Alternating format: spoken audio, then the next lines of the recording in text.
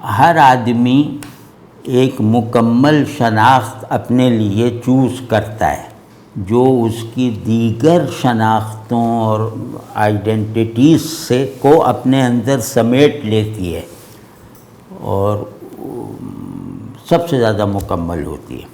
مثال کے طور پہ کہ کوئی اپنی یہ شناخت بنا لے کہ میں پاکستانی ہوں، تو پاکستانی ہونے کا جو ہے وہ ہر آدمی پر ظاہر ہو جانے والا ثبوت رکھتا ہے پاسپورٹ کی شکل میں، یا پاکستان زندہ آباد کا نعرہ لگا کے یا وہ پرچم لگا کے، تو یہ سب جیسے اس کی پہچان کروا دیتے ہیں، اور وہ پہچان جسے بھی ہو جائے وہ اس پہ شک نہیں کرتا۔ اسی طرح دوسری جیسے ہے کہ میں تاجر بننا چاہتا ہوں، مطلب میں اپنا ایک تشخص بنانے نکلا ہوں کہ میں کاروبار کرنا چاہتا ہوں،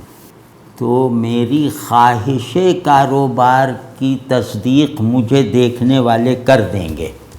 میں کاروباری بن چکا ہوں تو میرے ناکام اور کامیاب کاروباری ہونے یا لائق اور نالائق کاروباری ہونے کا فیصلہ دوسرے کر سکتے ہیں۔ تو اسی طرح میں ٹیچر بننا چاہتا ہوں، تو مجھے ٹیچر میں بن گیا تو میرے اچھے یا خراب استاد ہونے کا فیصلہ میرے طلبہ بھی کر سکتے ہیں، اور وہ جو انسپیکشن ٹیمز آتی ہیں وہ بھی آسانی سے دیکھ لیتی ہیں کہ یہ استاد بننے کے لائق ہے یا نہیں، یا یہ استاد کی طرح بیہیو کر رہا ہے یا نہیں، یا یہ مزاجن استاد ہے یا نہیں، اس کی نفسیات اور طبیعت اور ذوق یہ استادوں والا ہے یا نہیں۔ اس کا فیصلہ دوسرے لوگ بہت سہولت سے تھوڑے سے مشاہدے کے بعد کر سکتے ہیں۔ یہی صورتحال ذرا اونچے درجے کے جو وہ ہے نا ایک اسٹیٹس آف آئیڈینٹیٹیز، وہاں بھی اسی طرح ہیں کہ میں کہتا ہوں میں مسلمان ہوں، تو مجھے دیکھنے والے وہ بہت آسانی سے یہ پہچان سکتے ہیں، بشرطے کہ میں کوئی بہت بڑا ایکٹر نہ ہوں۔ مطلب میں اگر کوئی چیز چھپائے بغیر بس رہ رہا ہوں اور کہہ رہا ہوں کہ میں مسلمان ہوں، اور میری کوئی غرض نہیں ہے کہ دنیا کمانے کے لیے ہوں یا یہ ہوں، تو اب ایسا آدمی جو خود کو مسلمان سمجھتا ہے اور اپنے آپ کو کا مسلمان ہونا کلیم کرتا ہے، اپنی یعنی منافق ہوئے بغیر، ریاکار ہوئے بغیر، تو اب اس کی جو زندگی ہے، اس کی خلوت و جلوت ہے، اس کا ذرا بھی مشاہدہ کر لینے والے لوگ جو مسلمان ہونے کی شرائط اور احوال اور مظاہر کو سمجھتے ہیں، وہ اس کو دیکھ کے فیصلہ کر دیتے ہیں آسانی سے کہ یہ سچا مسلمان ہے یا نہیں، یہ واقعی مسلمان ہے یا نہیں، یہ مزاجن اور نفسیاتی طور پہ مسلمان ہے یا نہیں۔ تو ہمیں اس وقت یہ بھائی میں ایک اپیل کی طرح کہہ رہا ہوں، یہ کوئی تھیوری وغیرہ بتانے کی نیت سے نہیں کر رہا، کہ وہ کیا چیز ہے، کیا وہ کمزوریاں ہیں میری جو دیکھنے والے کو یہ اس فیصلے تک پہنچا دیتی ہیں کہ میں جھوٹا مسلمان ہوں، یا کیا وہ میری جو ہے وہ کچھ غلطیاں ہیں، گناہ ہیں جن کو دیکھ کر دیکھنے والا کہتا ہے کہ یہ گناہ کرنے والا تو سچا مسلمان نہیں ہو سکتا، وغیرہ وغیرہ، یا پھر یہ کہ میں نے اپنے مزاج کو، اپنی شخصیت کے پورے نظام کو، اپنی ضروریات، اپنی خواہشات، اپنے خیالات کو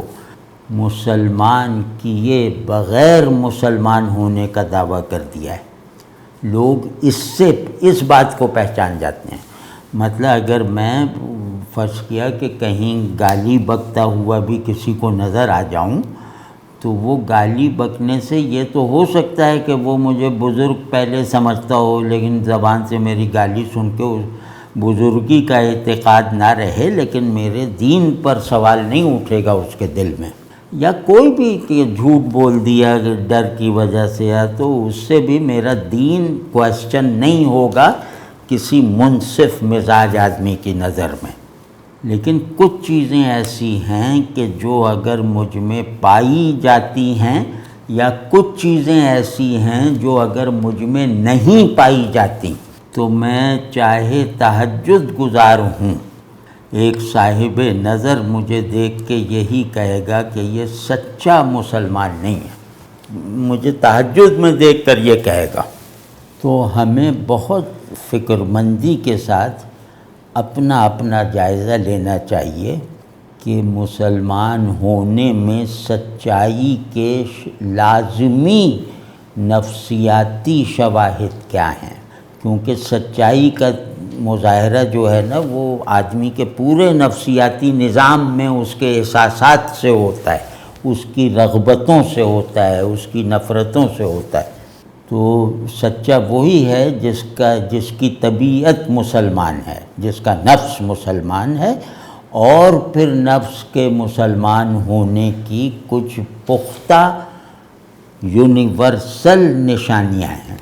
تو وہ ہمیں معلوم ہونا چاہیے۔ اور نہ صرف یہ کہ معلوم ہونا چاہیے، معلوم تو اکثر کو ہوتا ہے، وہ اپنے اندر موجود دیکھنے پر اصرار کرنا چاہیے۔ وہ میں کچھ عرض کرتا ہوں کہ کیا نہیں ہوتا سچے مسلمان میں، یعنی مسلم سائیکی رکھنے والے کسی فرد میں کچھ چیزیں ہو ہی نہیں سکتی اگر وہ سچا ہے۔ ایک ہے دنیا سے وہ محبت جو اللہ سے غافل رکھتی ہے اور حلال و حرام کی تمیز سے بندے کو نکال دیتی ہے، یہ محبت دنیا کی، یہ سچے مسلمان میں نہیں ہو سکتی۔ دوسرا، اپنے آپ کو بڑا بنانے کی خواہش، اپنی بڑائی کو دوسروں سے منوانے کی خواہش، یہ مسلم نفسیات میں نہیں ہو سکتی۔ تیسرا یہ کہ اگر میں سچا مسلمان ہوں تو مجھ میں بخل نہیں ہو سکتا، میں کنجوس نہیں ہو سکتا۔ چوتھی نشانی یہ ہے کہ اگر میں حیادار نہیں ہوں تو میں سچا مسلمان نہیں ہوں۔ حیا میرے اسلام کی سچائی پر لازماً درکار ایک گواہ کی حیثیت رکھتی ہے، یعنی میں سخی بھی بن جاؤں اور کیا دنیا کی محبت بھی نہیں ہے، لیکن حیا لیک کر رہا ہوں، تو یہ ساری پختہ اور یقینی نشانیاں میری سچائی کی میرے کام نہیں آئیں گی۔ ان میں سے ہر وصف ایسا ہی ہے۔ تو پھر مسلمان جھوٹا نہیں ہو سکتا۔ ایک ہوتا ہے جھوٹ بول دینا، اور ایک ہوتا ہے کہ آدمی جھوٹا ہے، یعنی اس کی کوئی بات بھی لائق اعتبار نہیں ہے، یہ اپنے فائدے کے لیے جو چاہتا ہے وہ کہہ دیتا ہے۔ ان معنوں میں مسلمان جھوٹا نہیں ہو سکتا۔ دوسرے یہ کہ مسلمان اللہ کے دشمنوں سے ڈر نہیں سکتا۔ ایسے ڈر جائے گا کہ وہ شیر آ گیا تو اب ڈر گیا، یا یہ کہ کمزور ہوں میں جسمانی طور پہ، تو اب کوئی پہلوان آ کے مجھے چیلنج کرے تو میں ڈر ہی جاؤں گا۔ لیکن وہ پہلوان رستم زماں ہو اور وہ پرچم ابو جہل کا لیے ہو تو ڈرنا تو دور کی بات ہے، عین امکان ہے کہ میں اس کو پچھاڑ دوں، مطلب اس حالت میں تو میں اس امکان کو پر یقین رکھوں گا، پھر اس سے لڑوں گا۔ تو ان معنوں میں اس کا مطلب ہے کہ مسلمان بے حمیت نہیں ہو سکتا۔ حمیت کسے کہتے ہیں؟ جیسے مرغی بھی اپنے چوزے کو بچانے کے لیے بلی سے لڑ جاتی ہے، تو اسے نہیں معلوم، عام حالات میں وہ بلی سے بھاگتی ہے، تو کیونکہ اولاد سے اس کا تعلق اتنے پیشن، اتنی سچائی کے ساتھ ہے، اتنی مرکزیت کے ساتھ ہے کہ وہ یہ جو ایک وہ اس حقیقت کو فراموش کر دیتی ہے کہ میں بلی سے یا فلاں جانور سے نہیں جیت سکتی، اور اکثر موقعوں پر وہ اپنے چوزوں کو بچا لیتی ہے۔ تو یہ حمیت ہے۔ تو اب ان سب اور آخری بات، یعنی میرے خیال میں اور بھی باتیں ہو سکتی ہیں کہ مسلمان کا بدخواہ نہیں ہو سکتا، اپنے یعنی دوسرے مسلمان کو نقصان پہنچانے والی کسی بھی اسکیم کا حصہ نہیں بن سکتا۔ تو یہ وہ سب نشانیاں ہیں، ان کو آپ پازیٹیو ٹرمز میں دیکھیں تو ان کے عنوانات بھی واضح ہیں۔ تو یہ ہمیں اب دیکھنا چاہیے، اب کیونکہ بہت مجبوری آ گئی ہے، اور اب ہمیں خود سے لڑنے والی طاقت فراہم کرنی چاہیے، خود کو گرا کر نئے سرے سے بنانے والی قوت جو ہے وہ ہمارے پاس ہونی چاہیے،